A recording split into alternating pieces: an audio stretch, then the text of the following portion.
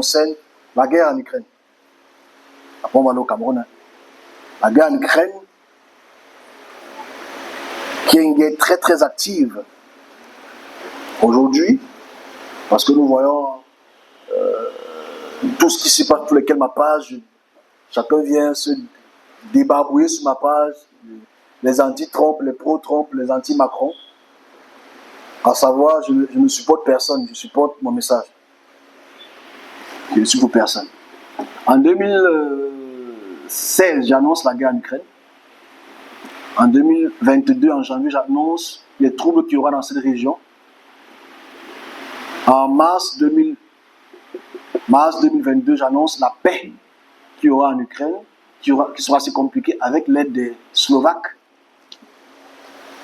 Et on voit ce qui se passe aujourd'hui, la paix est assez compliquée.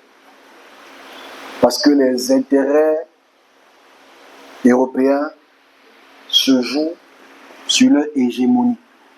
Alors écoutez, c'est très intéressant. J'aimerais que ce message atteigne Donald Trump, ce que ça ne va jamais arriver. Mais si ce message atteigne Donald Trump, ça va beaucoup aider à éviter une escalade qui aura lieu dans un an. Un an. Parce que là, je passe le message que le service donne aux États-Unis, aux Américains. Finalement, il y aura un traité de paix qui va se faire dans les jours qui arrivent. Pour lequel M. Zelensky, après les différents troubles qu'il avait pu avoir à la Maison Blanche la semaine passée, il y a eu des mots qui sont sortis de sa bouche. Donald Trump l'a mis hors de la Maison Blanche parce qu'il était impoli, il ne veut pas reconnaître le fait que l'aide américaine n'est pas une aide, n'est pas un don, mais une gage. Il repart en Allemagne, il repart en Grande-Bretagne, il repart en France, il peut avoir Madame von der Leyen, parce que eux, ces groupes-là veulent maintenir l'hégémonie européenne. On a vu le discours de Macron qui était vraiment déséquilibré, très déséquilibré, et sa cote de popularité va tomber, ça on l'a dit depuis 2022, pour lequel il va tomber. Ici, la France, la Grande-Bretagne, l'Allemagne, eux, ils veulent maintenir l'hégémonie européenne.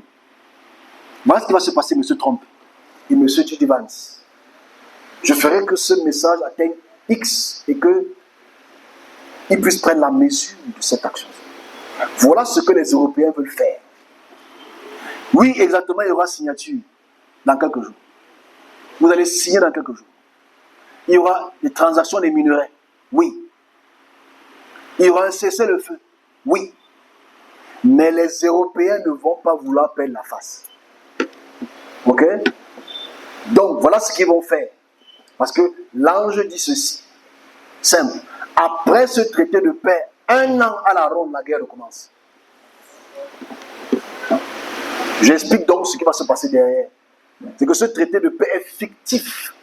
Parce que pour démonter l'administration Trump, ils vont faire en sorte que les financements de la Grande-Bretagne et de l'Union européenne vont créer des troubles dans la région qui sépare le Donbass et la région de Kursk pour recréer un an après les éclats de guerre pour démontrer que le traité de paix n'est pas bon et démontrer que M. Poutine veut toujours envahir l'Europe.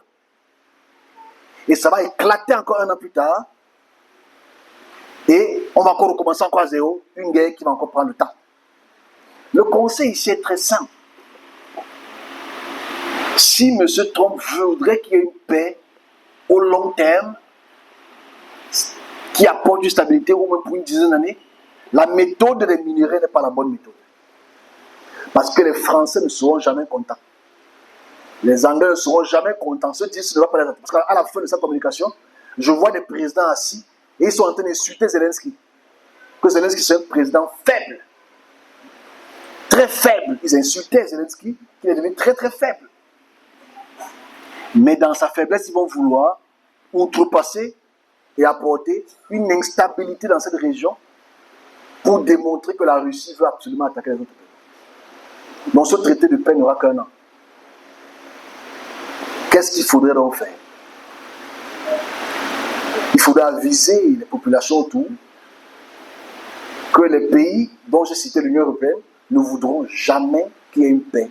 Parce que s'il y a une paix, là-bas, ça va ouvrir la boîte de Pandore qui montre que tous ces gens-là sont des bandits. et les va en guerre. Ça, c'est pour le traité de paix qui aura lieu certainement la semaine prochaine. Et notez la signature, parce que j'ai vu comment Zelensky signait. Et je l'ai écrit sur ma page. Si, notez la date de la signature, je veux le noter ce jour-là. On va compter 12 mois. Cette guerre va recommencer encore. Malheureusement. Et ce n'est pas à cause de Trump. C'est à cause de Macron. Monsieur Stammer, qui ne voudrait pas que cette guerre cesse. Ils sont prêts à tout. Bon, maintenant, on va voir pourquoi est-ce qu'ils veulent que cette guerre ne cesse, ne s'arrête? Parce que si cette guerre s'arrête, ils sont près du monde les plus faibles. C'est simple. Laissons les minerais, laissons les armes. L'Europe n'est jamais arrivée à ce niveau de faiblesse. C'est la première fois que l'Europe est le plus faible. Et pour lequel les États-Unis se désolidarisent de leurs actions. Donc voilà ce qui va se passer dès que la signature va être faite.